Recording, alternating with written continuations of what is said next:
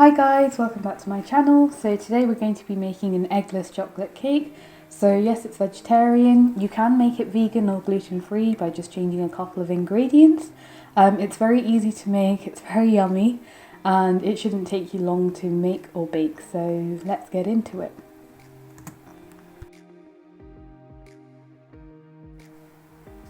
Okay, so the ingredients are bicarbonate of soda, baking powder, sugar, vanilla extract, cocoa powder, Bournemouth's quite good, chocolate frosting right at the end, pinch of salt, yogurt, plain flour, vegetable oil, and milk. I've just got these ingredients written up for you here, guys.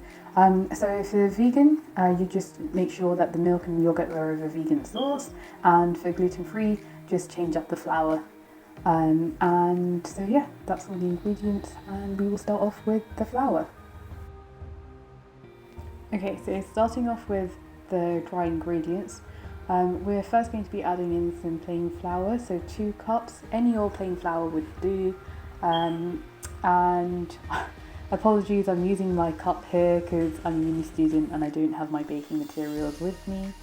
So yeah, 2 cups is what's needed.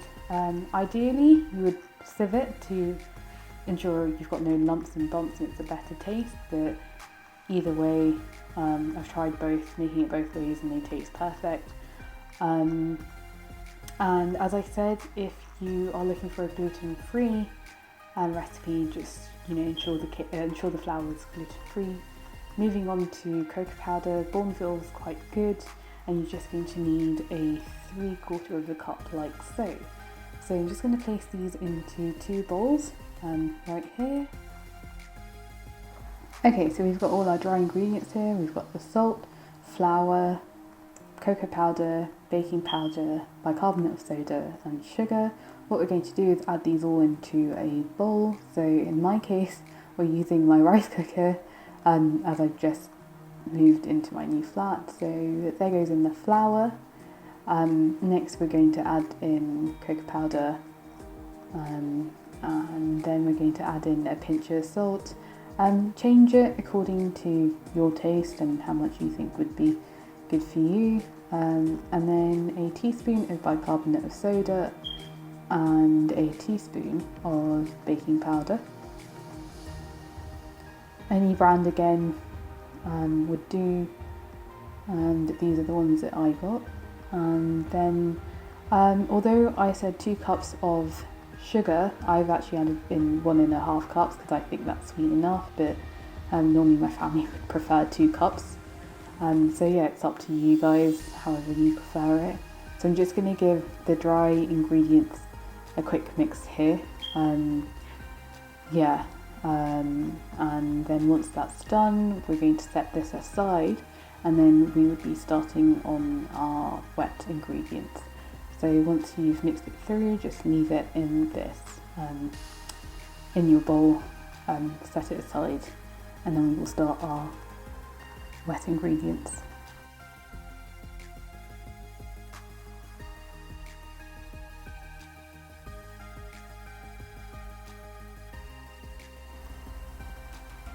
Okay, so we're starting off with our wet ingredients here. So I'm just about to pour in 1.5 cups of milk, so there goes 1. Don't mind the chocolate, that's just from the chocolate cocoa powder from before, same cup, that's why.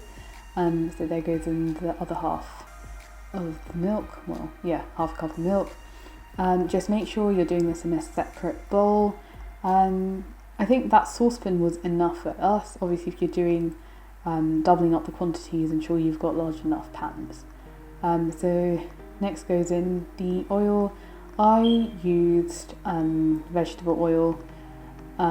Doesn't really matter what oil you use, as long as it's cookable, you like it, fair enough, but vegetable oil works just fine.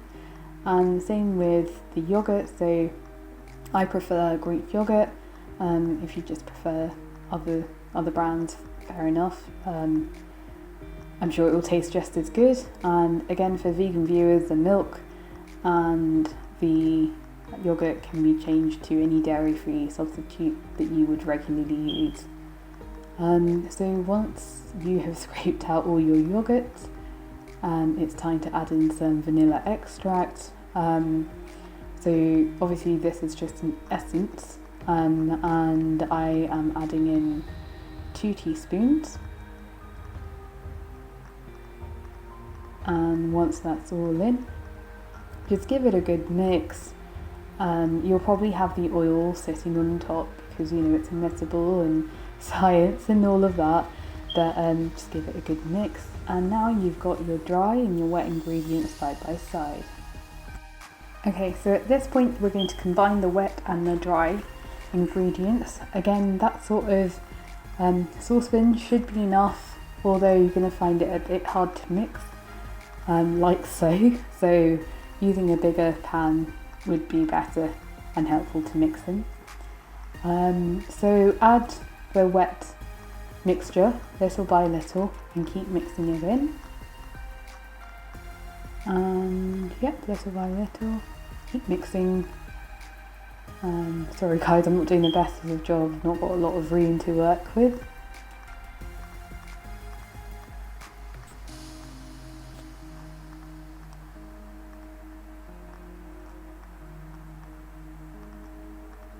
And there goes in the final little bit of milk, all in, give it a good mix.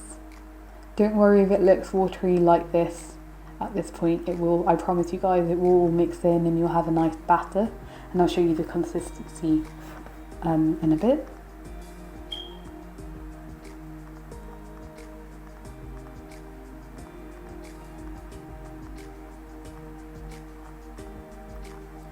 So we didn't actually have any whisks, so we used 2 chopsticks.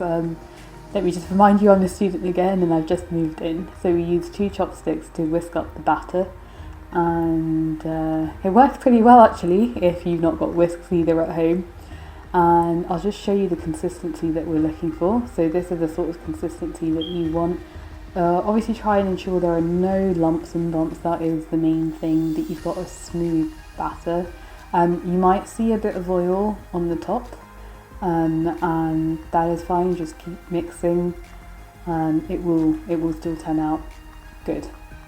So yeah, keep mixing this until you are happy with the consistency for yourself, and make sure it's not too runny.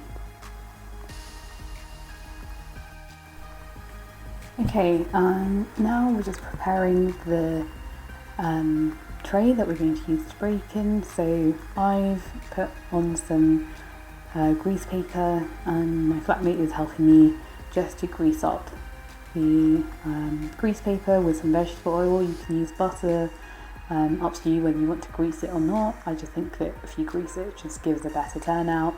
Whilst this is being done, you can start to preheat the oven, so at 180 degrees for about 5 minutes or so. And now just pour in that lovely batter. Oh, look at that. So yeah, that's the sort of consistency that you're looking for. Just make sure you've evened it out at the top once you're done. And finally, make sure you've got those air bubbles out.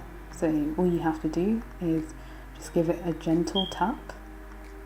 And I don't know if you guys can see, apologies for the camera quality, but some bubbles you should just see them pop.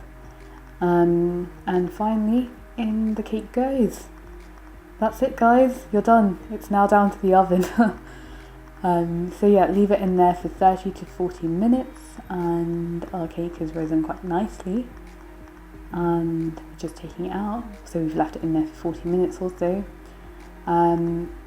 So in between, just make sure you're checking with a toothpick. Unfortunately we didn't have one, so we used the chopstick again to check if it was done. And I'll just show you here again. And yeah, we were happy with that, and that was our cake done. Just make sure nothing wet comes on it.